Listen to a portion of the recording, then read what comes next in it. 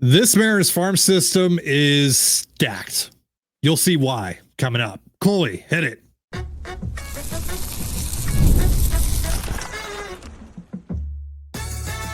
You are Locked On Mariners, your daily Seattle Mariners podcast, part of the Locked On Podcast Network, your team every day. Ahoy, sailors. It is Thursday, August 14th, 2025. This is Ty Gonzalez and Colby Patnode for the Locked On Mariners podcast, part of the Locked On Podcast Network, your team every day. This episode is brought to you by Monarch Money. Take control of your finances with Monarch Money. Use the promo code Locked On MLB. That's LOCKEDON MLB at monarchmoney.com for 50% off your first year. And as always, if you want to hear from me and Colby even more and help support the show, you can check out our Patreon. All you have to do to check that out is click the link in the description of this episode. So we're concluding our 2025 midseason re-rank of the Mariners farm system with the top 10 today. And before we get into the top 10, let's quickly go over how we got here with the first 20 names we went over. Coming in at number 30 was outfielder Carlos Jimenez. At number 29, right-handed pitcher Charlie Bylinson. Number 28, right-handed pitcher Christian Little. Number 27, outfielder Victor Labrada. Number 26, right-handed pitcher Chia Shishen. Number 25, right-handed pitcher Matt Tiberia. Number 24, utility man Brock Rodden. Number 23, catcher Grant J. Number 22, right-handed pitcher Jackson Steensma. Number 21, right-handed pitcher Walter Ford. Number 20, catcher Luke Heyman. Number 19, left-handed pitcher Mason Peters. Number 18, right-handed pitcher Lucas Kelly. Number 17, right-handed pitcher Teddy McGraw. Number 16, right-handed pitcher Michael Morales. Number 15, outfielder Ty Pete. Number 14, right-handed pitcher Griffin Hughes. Number 13, outfielder Corbin Dickerson. Number 12, outfielder Yorher Bautista. And number 11, infielder Felton Celestin. So that leaves us with just 10 names to go over here. And this top 10, Colby, is so good because they didn't trade anyone from it. Tyler Locklear wasn't going to make our top 10. And they also added quite a bit of talent to it with a fantastic draft last month as well. So really excited to get into this new look top 10 for the Mariners, which I think bar for bar with any other organization is the best in baseball. Starting with number 10, switch pitcher Jurrangelo Sanja, the Mariners' first round pick a year ago, 22 years old, just recently got the call up to Double-A, comes in at number 10 on both of our lists, was number 7 the last time we did this. So takes a little bit of a fall here. It's been a weird year for Sanja because when you look at the overall numbers, they're not particularly impressive. But when you boil them down to what he's done throwing exclusively from the right side and what he's done against right-handed hitters, those numbers are actually pretty good. So just a weird year to assess for Sanja. And that's partly why he falls here to number 10 from number 7 last time. But it's also just because, the talent in this organization is just better. They added more to the draft, all that. Yeah. But yeah, it's, I know there's a lot of people out there that believe that they, should have taken Trey Savage instead of Sanja. I was in that boat on draft day. I liked Savage more than Sanja, so I was a bit disappointed in that. So yeah, I also agree with the people that feel that they should have taken Savage still to this day. But that's not to say that I don't like Sanja. I think he's a good pitcher, and I think he's going to be a good major league pitcher. However, I think they need to kill this switch pitching thing. I just don't see the value in it, especially at the major league level. It just seems to me like a parlor trick. Yeah, it's more of a sideshow. And it's, ultimately, I think the Mariners are, this is Sanja's decision. It's his career. But I think the Mariners are going to strongly suggest he ditch it relatively soon. I think if Sanja is serious about getting to the big leagues next year, which he's in Double-A now, that is in the cards. He could reach the big leagues next year, although 2027 is more likely. Then he needs to give up on it as well. It's a cool thing, whatever, but you're just not getting guys out. By the end of June, opponents were hitting 346 against him when he was pitching left-handed. By comparison, as a right-handed hitter, right-handed pitcher, opponents were hitting 186. It's almost a 200-point swing in batting average against. Like, as a lefty, he's got kind of a loopy slider and he throws 92. Like, in extreme circumstances, could he flip around and go with that low sidearm lefty to get a lefty out in the start? Sure. I don't think you have to spend a lot of time working on that, but sure. But from the right side, he's up to 99 to 100 with run on the fastball. He's a really good athlete. He's smaller statured guy, but he's 5'11", about 200 pounds, just muscular, and he is a really good athlete. He's still young. He's just 22. So despite being a college pick, he was a sophomore, draft eligible sophomore when he was selected. But again, it's like up to 100 with the fastball, with a really good slider, playable changeup. He throws more strikes. The quality of the strikes are better right-handed as well. And lefty, he's just kind of a loogie. It's worse stuff left-handed than like Taylor Saucedo. Like, we're not talking about this is Josh Hader from the left side. It's not. It's a non-major leaguer from the left side. From the right side, this guy could be a mid-rotation starter. He's got the athleticism. He's got the velo. He's got the stuff. He's got the strike throwing ability. It's all there for him. And the numbers, if he wasn't throwing left-handed, would look significantly better. And we would be penciling this guy in to the 2026 rotation at some point. He still might get there again, an injury or two, and he's right there. He's on the doorstep right now. But yeah, I think the switch pitching thing is just a detriment to him at this point and his development. And it does feel like Seattle is slowly kind of moving away from it. We're seeing it happen less and less. But I think it's just something that needs to disappear this winter, and he can focus on throwing from the right side. And again, maybe every once in a while, very occasionally, he can go left on left when the good matchup dictates it. But for the most part, he needs to be attacking guys right-handed. And it has hurt his overall numbers this year. And it has slowed down his progress to the big leagues a little bit. So he's got to make that decision for himself. But to me, the decision is pretty clear. Let's focus on what will get you to the big leagues. And let's, put this, I don't want to call it an act per se, but let's put this fun little quirk you have behind you, and let's focus here on where the value actually is. Coming in at number 9 is Mariners' second round pick in 2025, infielder Nikki Becker, old Nikki Bats, Nikki Sticks, 18 years old, comes in at number 9 on both of our lists.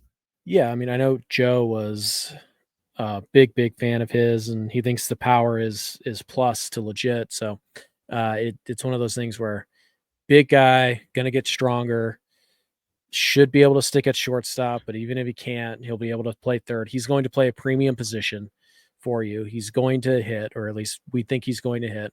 We think he may have, above average to plus power, and that he's a pretty good runner too. Like, he's a good shortstop right now. Again, it's just a matter of he's 6'4", $180. If he's 6'4", 220, 230, does he have the same range of motion? I don't know, but the raw tools are off the charts here. Again, it is a, above average runner, above average hit right now, average power with plus raw power, plus shortstop defensively. Kid can do it all. And it's on a really projectable frame. So there's a lot to like here. Again, when you have the long levers, the long arms and all that, the swing can't get loopy. You can be exploited with velocity inside. So that is something that he's going to have to work on, but he's 19 years old, 18 years old. He'll turn 19 in December. So there's plenty of time here, and there's plenty of tools to work with here. So yeah, Nikki Becker is a really fun player and very nice pick by the Mariners in the second round. And he's the type of guy who, again, he adds to what the Mariners already have, which is tremendous amounts of up the middle talent, both in their high minors and, in the international ranks and also at the big league level. So Nikki Becker is a really nice, fun addition to this farm system. Yeah. And this was the fruits of the Mariners unexpectedly getting that third overall selection in the draft, adding more bonus pool money. They end up giving him $2.75 million, which is what, a $1.1 million over slot at pick 57 where he went, and they end up getting a talent that I think in maybe only a year or two's time you're gonna look back on and go, how the hell did the league allow the Mariners to get that guy at pick 57?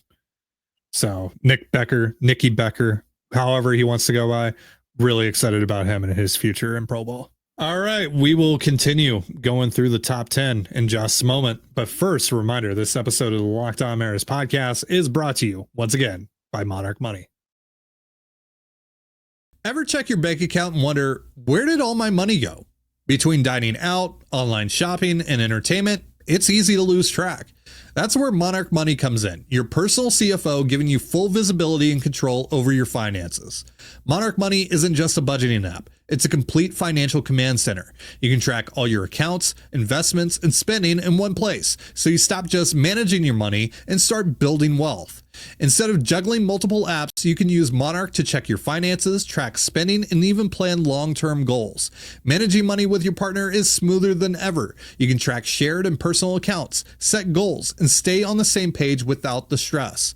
Take control of your finances with Monarch Money. Use promo code LOCKEDONMLB at monarchmoney.com for 50% off your first year. That's monarchmoney.com, promo code LOCKEDONMLB for half off your first year.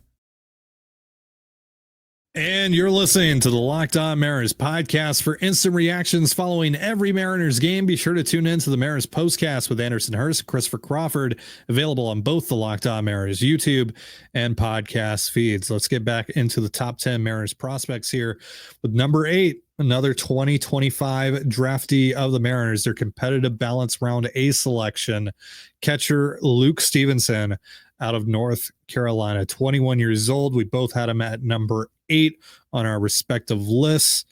It's a fun pick. And this is a guy that I know you really like. Yeah, it was a fun pick because a lot of people didn't get it because Stevenson's a catcher and a pretty good one. This isn't a bat profile that you just move off a catcher and get him to the big leagues in a couple of years. No, he's a legit catcher, a very, very good one, who has plus raw power from the left side. And there's some work to be done here, but he's definitely going to be a catcher. Nobody disputes that. It's plus pull power from the left side, really power that plays from left center field to the foul pole. So there's that going for him. Plus arm, really good defender, and really works well with pitchers, blocks well. This guy's going to be a big league catcher. I don't think that's really up for debate. The question is he going to hit enough to be an everyday big league catcher? And I think he is. I think this is a guy who's probably going to put up some relatively low on base percentages and batting averages, but I think he's probably going to hit 25 homers and be, plus defensively behind the plate. Who does that sound like? I wonder. And so keep that in mind. Maybe he's probably not Cal Raleigh, although he's better now than Cal Raleigh was when he was drafted by a pretty hefty margin too, by the way. But could he be Austin Wells? Yeah, he might be Austin Wells. So this is a guy, again, he's going to be an above average to plus defensive catcher. He's going to have, moments where he's just crushing baseballs, and he can hit 25. If he has a starting catcher's workload, he'll hit 20, 25 home runs. Yeah. And so if he can add any kind of, hit tool value, if he can hit 240, 330 with his power and with his defense, he's going to be a four-win player. Yeah. Now it's big if he can get there. I don't know, but the defense and the power alone, he's a 2-win player. He's an everyday catcher. I'd be shocked as you can be when it comes to prospects if he wasn't a good, solid major league everyday type of catcher. And we'll see. He's also kind of a fun personality. He's well liked by his teammates, and he loves peanut butter and jelly sandwiches. So what's not to like? Yeah. Solid scouting report there. Mm-hmm.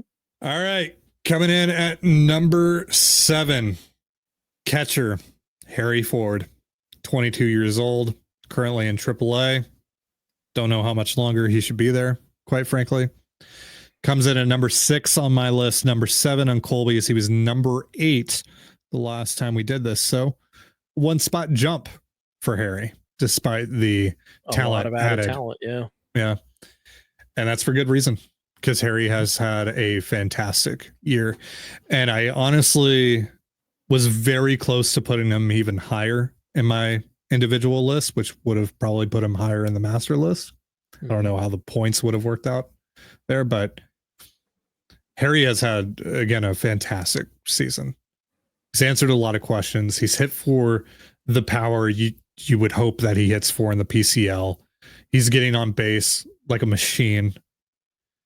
He has shown no issue sticking behind the plate. He's a fun player, and I'm so glad he's still here. Yeah. Like, obviously, if they use him to go get better at the major league level, like, fine. But the fact that he did survive the trade deadline again, I'm a big Harry Ford guy, so I was pretty happy with that. So I'm glad he's still in this organization, because he's a real ball player, and I think he's going to be a very good major leaguer. Mm-hmm. Like, I think, can we all agree as a community, like, the idea that, like, oh, I don't know if he can catch, like, that's dead. Nobody's saying he's going to be a Gold Glover back there. He doesn't need to be. Every time, like, oh, they need to move him. He just gets better and better behind the plate. He's fine. He is a catcher. That is not up for debate anymore. Anybody telling you, oh, I'm not sure if he can catch, they don't know what they're talking about. Have you seen the quality of defensive catcher out there in Major League Baseball right now? Harry Ford is fine. He's also a plus athlete who doesn't chase. He draws a lot of walks. He puts the ball in play, rarely swings and misses. And, oh, by the way, he's starting to post some real exit velo numbers that are pretty exciting, and he's getting the ball airborne more.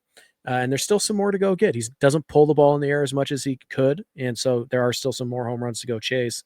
And this year, the only thing that he hasn't done better than last year is steal bases, which he's fully capable of doing. He has 7 this year as a catcher. That's not bad whatsoever, but he is still a plus runner. And it's still hit over power, but that's fine, because Harry Ford's going to walk. Mm-hmm. Like, Harry Ford is going to be a guy who, if you just make him your everyday catcher, which the Mariners can't right now, but if he was, he's probably going to be JP Crawford at the plate, and probably pretty solid defensively behind it. Probably steal some more bases than JP would. But yeah, he's going to hit for a decent average. He's going to draw a ton of walks. The power is going to come and go, and he'll have, moments where he looks like he's got 25 home run power, and it'll go away for a little while. This is who Harry Ford is, but he's a plus athlete. He is putting up really good numbers. You look at his Savant page, it is littered in dark red. He has proven beyond any shadow of a doubt that he is, at the very least, an MLB quality catcher defensively, probably above that. And he's only 22 years old. It feels like we've had him forever. He won't turn 23 until after spring training starts. Yeah. Like, he's still a young guy. There's still upside, and he is performing this year. And he's also an awesome dude, hard worker, and it's great to have players like this in your organization. We'll see if Harry survives the winter. But if he does, I imagine he's going to learn how to play some outfield, as well as continue to catch. And there's a very good probability he's on your opening day roster next year. And I think he's deserved a cup of coffee in September. It doesn't have to be the entire month, but why not call him up for, a week or so and give him a couple of at-bats? Absolutely, he has. So, Harry Ford, great year, exactly what we were hoping to see from him. And if it's not with the Mariners, some other team is going to get an incredibly good Major League Baseball player and a really good dude on top of it. Yeah. All right, we are going to wrap up the top 10 here in just a moment. But first, a reminder, this episode of the Locked On Mariners podcast is brought to you by 5 Hour Energy. All right, folks, it's time to fuel up and turn it up with 5 Hour Energy Transfusion. It brings the bold grape, ginger, and lime flavor of your favorite golf drink, minus the alcohol, into a quick, energizing shot. Whether you're sinking birdies or just making memories with friends, this one's a hole-in-one for your energy game.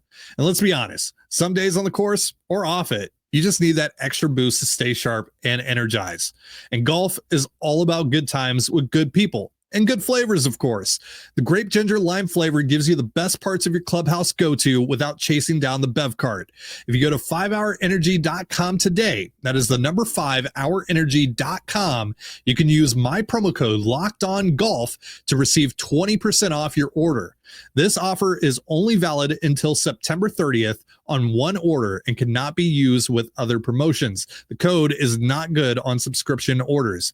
Whether you're meeting up with friends or trying to turn 18 holes into 36, get the energizing boost you need to power through. Order transfusion flavored 5-hour energy shots today. All right. Coming in at number 6 is infielder Michael Arroyo. All right. Yeah, we'll get into this. I assume this is what you were talking about at the end of the last episode. Yes. With the guy that I'm dead wrong about. So we'll talk about that. Yes. 20 years old, infielder. I had him at number 7 on my list. Colby has him at number 5. He was number 5 the last time we did this, so a 1-spot drop. And I think that's really because of the addition of, spoiler alert, Cade Anderson to the farm system. He wasn't in my top 30. So I assume your beef here is Arroyo under Las Montes. I mean, anytime you could have a slow 29% strikeout rate guy ahead of the best pure hitter in the minor leagues, I guess you just have to do it. But okay, sure, I hear you, but both of those guys, you don't know where they're going to play defensively. Yes, but one of them can actually hit. But so I assume here the argument is hit tool over power. Yes, because I can teach power. Okay. Las Montes is striking out 29% of the time in Double A. Mm-hmm. And you can say like, oh, well, he's so young. He's the same age as Michael Morales. Michael Arroyo. Sorry. Again, we've recorded a lot of episodes today, guys. Let me tell you. Yeah. It's been a lot this of podcasts. This is number 3. Yeah. That's not even counting all the resets we had to do. But anyways, yeah, he's the same age as Michael Arroyo. Do you know what Michael Arroyo is striking out at? What clip he's striking out at, Ty? I think it's like 16%. Something like that. So not 29 is what you're saying. Yeah. We have no idea if either of these guys can play anywhere but first base defensively. And you're just like, yeah, but you know. I just think look at Laz. He hits 450-foot bombs when he's not striking out. I think Laz could be a star. I don't think Michael Arroyo. I almost did it. You almost made me do it. I don't think Michael Arroyo can be a star. I think he can be a very, very good hitter. Look, I'll be maybe honest. he's overall a better major leaguer at the end of the day than Laz Montes. And I think the likelihood that happens is higher than Laz being a superstar, but still the chance that Laz could be a star is what made me put him over Michael Arroyo here in this situation. There's also a chance, probably a better chance that he's it's a 1-spot difference, by the way. And it made all the difference. No, but look, in all seriousness, am I a little bit negatively polarized in the Laz Montes discussion? Yeah, I am, because I'm tired of people being like, he's Kyle Schwarber, he's Jordan. Baby Jordan. He's not. He's neither of those guys. Not yet, anyways. Could he be? Sure, but I'm tired of people talking about him like he's some untouchable saint in the same category as Julio Rodriguez. Like, he's not. I can't tell you how many times I got asked this summer, and thankfully it's died out now that they added Josh Naylor and Eugenio Suarez. I got asked, he's running a 29% strikeout rate. I still think I would probably get asked about him even with the strikeout rates, but like he had 20 plate appearances in Double A, and he was obviously doing well in those 20 plate appearances. Yeah, he had like 20 plate appearances in Double A. Should they call him up this year? No, and you're seeing exactly why. He's going to repeat Double A next year. By the way, we might as well just throw it up here. Las Montes is number 5 on this list. These guys. Yeah. So 20 years old, outfielder / DH, comes in at number 6 on Colby's list, number 5 on mine. It was number 6 the last time we did this. Yeah. So yeah, Laz is now striking out 31.3% of the time in Double A. Superstar. Yeah, he's slashing 228, 327, 457. Now we've seen this before. Superstar. Hold on, we saw this before last year. Yeah, when he started out in Everett, and then he finally came around. This kind of worked in reverse, where he was amazing in his first 10 games. Yeah, he was great in Arkansas. He was hitting he had 2 or 3 triples. He had a bunch of bombs. Yeah, I had a bunch of people tweeting me like, "You're an idiot. Look at how good this guy is. He's ready for AAA." Those tweets mysteriously stopped recently. I wonder why. Yeah. But he's always had a really good understanding of the strike zone, though. Yeah. Even though he's striking out a ton, he has been able to counteract the strikeouts a little bit with the walks. Like he's walking 13.3% of the time right now in AA, so that's nice. But the strikeout rates typically don't go down the higher into pro ball you get. And if you look at his trajectory, they haven't. Yeah, so that's obviously the big red flag here with Laz. But again, he's dude, he hits for Laz Montes to carry any value. He pretty much has to be hit 40 home runs, and he has to be like a 360, 370 on base guy. Because he's not going to hit for a high average at the big league level. And that's fine. You don't have to. But you have to hit tanks, and you have to draw walks, especially if you're not going to provide anything defensively or on the bases, which he's not going to. Not that he's a slug out there. It's just he's not going to provide value there. At best, he's going to be a wash in those avenues. Michael Royo is a plus hitter who has 20 home run power. Also has stolen 18, 19 bases in a season before. Now, he's probably not going to do that at the big league level. I don't think he's got that foot speed. Like, this is what I would say. If Michael Arroyo, if we knew he could play second base, right, which is where he's playing mostly right now, if we knew he was going to be a 45 glove at second base, he would be the number 3 prospect in the system, and it wouldn't be close. Yeah, agreed. I agree with that. Yeah. But he can't. Like, we're pretty sure he can't. So, yeah, it is kind of a weird. These two guys do offer weird profiles because they're all bat. Yeah. But Arroyo's bat comes in the form of batting average and doubles and on base percentage and contact. And the bat that Laz offers you is 30 at bats where he just looks completely helpless, and then a 7-game stretch where he'll hit 5 home runs and club 3 doubles. And you're like, this is the greatest player who's ever lived.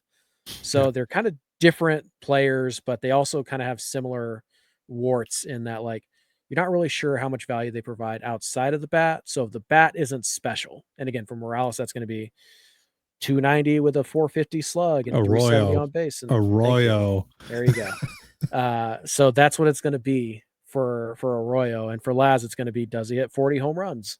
Yeah. Like, so they're similar, but they're also very different. But it makes sense that they're ranked back to back, although you think Harry Ford's better than Arroyo too. So, well, again, I almost put Harry Ford over both of them. I even considered almost putting him over the guy that we have at number 4. Outfielder Johnny Farmelo comes in at number 4 on both of our lists. We are actually in complete agreement on the top 4. He was number 3 the last time we did this. And Farmelo obviously just returned from injury just a couple of days ago from the time of this recording. And obviously this is his first year back from the ACL tear. Doesn't really seem like he skipped a beat athletically. And that was to be expected because obviously, ACL tears, they're not the death knell that they used to be. They haven't really been for almost a decade now, maybe even over a decade at this point. He is a really fun prospect. Offensively reminds me a bit of Johnny Damon, but probably a little bit more roided up version of Johnny Damon.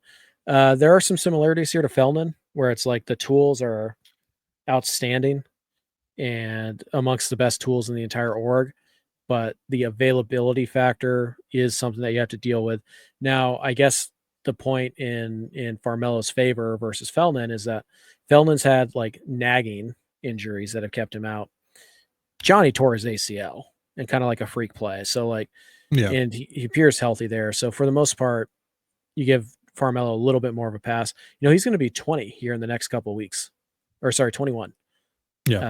In early September. So this is one of those guys where it's like he needs the reps. So I don't know how aggressive they're going to be in calling him up, but he was very good as a 19-year-old in Modesto last year. And he's been exceptional in Everett this year. It's just he hasn't gotten on the field a ton. So my hunch is they start him at Everett next year, but they have an eye on him really moving to AA. And again, this is a guy who's plus defensive center fielder who has plus raw power and is hitting the ball still, despite a pretty obvious hitch in his swing with the arm bar and all that. And it's not broken right now, so they don't need to fix it. So this might be a guy who needs a shot or two, like at the big league level before he produces. But the ceiling on him, I would say, is only eclipsed by one player in the entire organization, one minor leaguer in the entire organization, and that minor leaguer is somebody we haven't talked about yet. So it really is an incredibly high ceiling for him, higher than even Feldman's, in my opinion. And the production has been better and more consistent. And again, not so much the nagging injuries, the one big one that's gotten Farmelo, so I'm willing to overlook it a little more. But dude is good. He can play. Yeah. The only like negative to really note right now, the 30% K rate in Everett. But it's only in 17 games, so we'll see if he can lower that a bit here in the coming weeks. And why that matters more for Laz than it does for Farmelo, as I hear people screaming, Farmelo is a plus defensive center fielder. Yeah. You can strike out a little more. Yeah, he can strike out. He can have some more of those warts because he's making up for it in other areas, whereas Laz has to hit. He doesn't provide any defensive value. All right. Coming in at number 3 is right-handed pitcher Ryan Sloan, who has had the biggest jump here in the top 10 by far. Was number 10 the last time we did this list. Again, he is number 3, and Colby and I were both in agreement on him being at number 3, and he just got called up to Everett after dominating down in Modesto. Oh boy. Ryan Sloan is fun. I mean, shame on the league for letting this guy get to the Mariners in the second round. Yeah. I know that after he got out of the first round, there was the bonus money to contend with, but like, for shame, people. 6'5", 220, lean, athletic, 3+ pitches, including a plus fastball and a plus changeup, plus control, above average command. This guy has 15 walks this year in 70 innings as a 19-year-old getting his first cup of coffee in professional baseball. He's built like, a workhorse. It is insane. Like, this guy got all the makeup of a true ace. He's got to get there. There's still some cleaning up that he has to do. And obviously, really dominating stuff here in Modesto is not dominating stuff in the big leagues, but we're talking about 96 to 99 that rides at the top of the zone. He can also sink it if he needs it. Plus changeup, above average slider, 2-plane depth on the slider. And it's just an easy delivery with guess what, Ty? Good extension and a flat approach angle. Boy, that sounds like something the Mariners really like to attack, especially from right-handed pitchers who can throw in the upper 90s. Has that ever worked for them before? Kid's a beast. Yeah. And if there is an ace in the Mariners organization, it's this guy. A future ace in the Mariners organization, it's this guy. It's not the guy who's ranked ahead of him. The guy who ranked ahead of him just probably could get big league hitters out regularly right now. Yeah. So he gets an edge there. But Sloan, if you were gambling on which one of these guys is going to be the staff ace in the next 5 years, it's Ryan Sloan. Well, coming in at number 2, left-handed pitcher, number 3 overall selection on the 2025 MLB draft, Cade Anderson, 21 years old. We both had him at number 2 on our list. Like you just said, I think he could go get major league hitters out right now. They're obviously not going to do that. He's shut down for the rest of the year, as he should be. He threw a lot of pitches, and he's obviously a former Tommy John guy. Yep. But I think this time next year, he's in the Mariners rotation. There's a non-zero chance he throws a pitch in Major League Baseball before his 22nd birthday, which is on July 6th. Yeah. I wouldn't say it's likely. We'll see how the offseason goes. We'll see. I imagine he probably starts next year in Arkansas. I really don't see any reason for him not to. Maybe they slow play it and it's Everett. I don't know, but he is a slight guy, 6'2", about $180. So how much projection is left? I don't know. But you guys know all about him by now. It's Max Fried. Like that's the profile here. It is plus fastball velo. It is a plus changeup. He throws a ton of strikes, 2 well above average breaking balls, high spin pitches as well on both of those, and fairly new. Like the breaking balls are kind of new here for him, and he still has found a way to make those work right away. It's quick arm, it's athletic delivery, it's repeatable. He throws strikes. He goes right after guys. He's got that kind of big gamer mentality where he wants the ball and he seems to get stronger as the game goes on. Like, yeah, he's a dog on the mound. Yeah, he loves to talk. We'll see if that continues at the pro level, but sure. But as things stand right now, how we would project him is, I don't know, 4+ pitches with plus control. Yeah. Probably no elite pitches. He doesn't have George Kirby level control. But again, it is fastball, curveball, slider, changeup, all of them at least 55 to 60 grade with probably 55 to 60 control and command. He's got the attitude. He's got the delivery. The frame is maybe a question here, and like you said, he's a dog. Like Cade Anderson, barring some really bad injury luck, is going to be a mid-rotation starter for a decade in this league. And that value is very, very hard to beat when you're trying to project prospects. So the fact that he's not even number 1 in this system says a lot about, where the Mariners are and who their number 1 guy actually is. Cade Anderson is a freak, and that's why he's already, the 22nd ranked prospect in baseball, depending on where you look. So, the Mariners got an absolute steal at number 3 with this selection. All right, coming in at number 1. Shouldn't be a surprise. He's been our number 1 for a very long time. Can't remember how many lists that we've done this that he's been the number 1 on, but it's been a lot. This is at least the third or fourth. Yeah. Cole Emerson, 20-year-old infielder, now in AA. Just recently got the call to Arkansas. Hasn't been a great start to his time there, but whatever. Yep. I think, really nothing has changed in my feelings on Colt. However, I guess the one thing I've learned more about Colt this year is that he is going to stick at shortstop. He's really good at shortstop. And it's not just like, making the plays that he needs to make. He's got a highlight package in his bag too. He might win the Gold Glove for shortstop in all minor league baseball. So, like, we already know about the hit tool and the upside of that. Is he Kyle Seager? Is he Corey Seager? We've talked all about that. But defensively, that's kind of been the big development here in 2025 for Colt. And, you're starting to see the national guys really start to pay attention. I've seen him. I know he's like 11th on Pipeline's list, but I've seen him top 5 on a lot of different lists as well. There's a lot of people around the league that are really taking notice to what Cole Emerson is doing. And again, the fact that he's shining on both ends has been just really, really cool to watch this year. He just turned 20 like 2 weeks ago. Yeah. 3 weeks ago. Yeah. He's one of the youngest players in AA. Yeah, he'll probably struggle a little bit there. Oh, well, that's fine. Again, it is the floor of this guy is, I don't know, 270 with the 350 on base and above average to plus shortstop defense.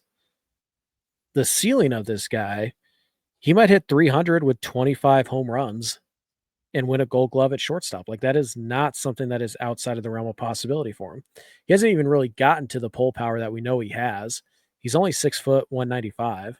Like, there might be a little bit of growth there left, but he's got the bat speed. He's got the wherewithal. He's got the know-how. This is a guy who can pull baseballs and he can hit for power, but right now he's more of a kind of a gap-to-gap guy.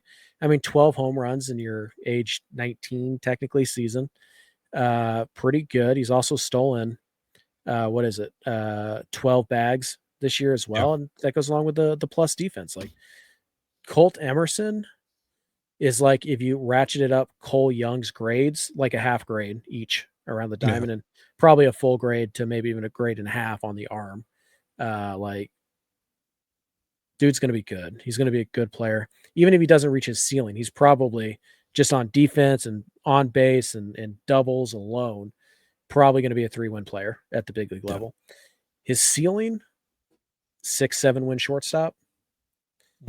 Like, the dude's a ball player. He can absolutely play, and Seattle is very wise to have resisted any temptation whatsoever to trade him. And probably won't see that pay off until 2027. I'd be pretty surprised if he, made it to the big leagues in 26. I have the ETA on the graphic set to 2026 because I think he might get a cup of coffee next year. Yeah, but I think the first year he has a chance to actually be a contributor, like what Cole Young is doing right now. I think would be 2027. But who knows? He'll start next year at AA, and we'll see how he finishes this year out. And he gets on a run. Seattle will call dudes up straight from AA. Usually pitchers, but they might do it there. So I can't rule it out entirely. But I think 2027, which coincides nicely because JP Crawford's contract expires after the 2026 season. So the timeline actually fits very well for Seattle. And again, he's proven he is a plus defensive shortstop. He's a 60 grade shortstop, at least, to go along with probably a 60, 65 hit, probably 45 to 50 power, 55 raw power, 50 runner, 55 runner, 60 arm. Like, the dude is just tooled up and polished for a 19, 20-year-old kid. He's awesome. All right. That's going to do it. That's our top 10. Just to recap, coming in at number 10, switch pitcher Durangelo Sanja. Number 9, infielder Nikki Becker. Number 8, catcher Luke Stevenson. Number 7, catcher Harry Ford. Number 6, infielder Michael Arroyo. Number 5, outfielder / DH Lazaro Montes.